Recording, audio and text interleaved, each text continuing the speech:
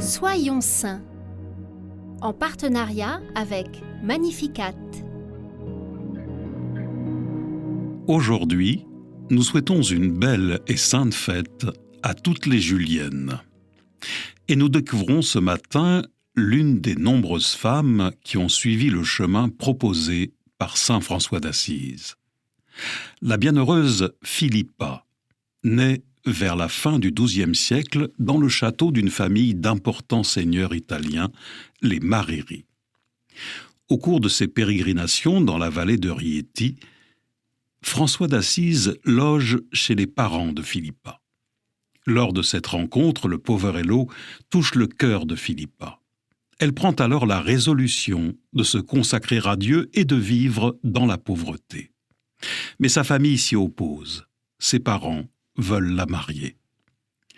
Alors la belle jeune fille se coupe les cheveux, s'habille pauvrement, puis, comme sainte Claire d'Assise, elle s'enfuit de chez elle avec quelques compagnes. Elle se réfugie dans une grotte jusqu'à ce que sa famille, comprenant qu'il n'y aurait pas de retour en arrière, lui donne une maison où elle fonde un couvent. Bien qu'attirée par une vie d'ermite, cela paraît trop dangereux pour des femmes, et elles adoptent en 1231 la règle de sainte Claire, devenant des Clarisses.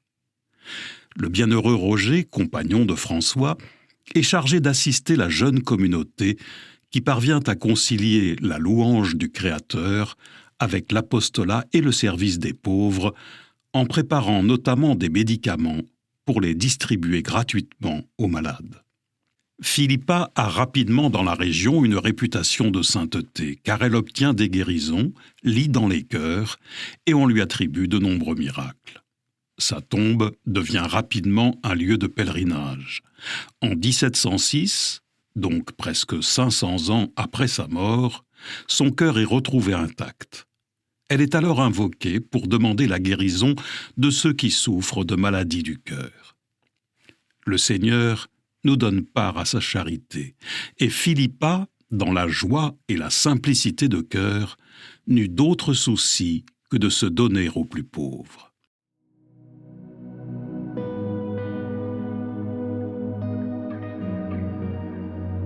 Par l'intercession de la bienheureuse Philippa, supplions le Christ, pauvre et humble, de nous conformer à lui dans le concret de nos vies.